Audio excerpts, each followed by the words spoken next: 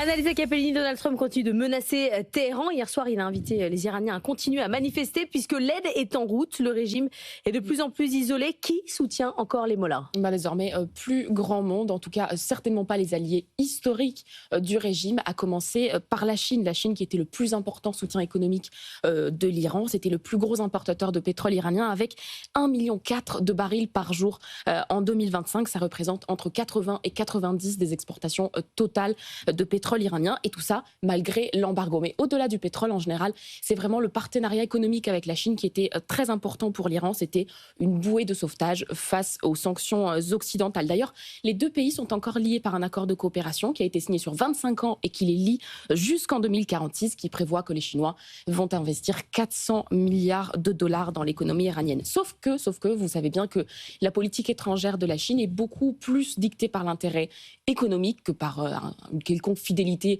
géopolitique. Et là, puisque Donald Trump a choisi d'imposer des droits de douane supplémentaires de 25% sur tous les pays qui commercent avec l'Iran, ça commence à devenir dangereux pour la Chine. Elle avait déjà réduit ses échanges commerciaux et là, elle va sans doute ralentir encore plus. Donc la Chine choisit le repli, choisit de ne pas défendre l'Iran, en sachant que Pékin achetait beaucoup de pétrole au Venezuela et donc beaucoup de pétrole à l'Iran. Eh bien, si le régime des mollahs tombe, vous imaginez bien qu'il y aura un petit manque de pétrole pour Pékin, et donc que la Chine va devoir se tourner vers un autre pays, un grand producteur de pétrole qui le vend aujourd'hui à des prix très compétitifs. C'est la Russie, bien sûr. Alors la Russie, justement, qui ne s'agite pas trop quand même pour soutenir son allié iranien. Non, vous avez raison, la Russie pourtant était l'allié géopolitique historique de Téhéran, mais pour l'instant, effectivement, les réactions sont plutôt tièdes. Moscou a condamné fermement toute ingérence extérieure, mais n'est pas allé beaucoup plus loin. Pourquoi ? Déjà parce qu'il y a un potentiel gain économique sur le pétrole si le régime des mollahs tombe. Ensuite, parce que Moscou est bien évidemment très occupé en Ukraine.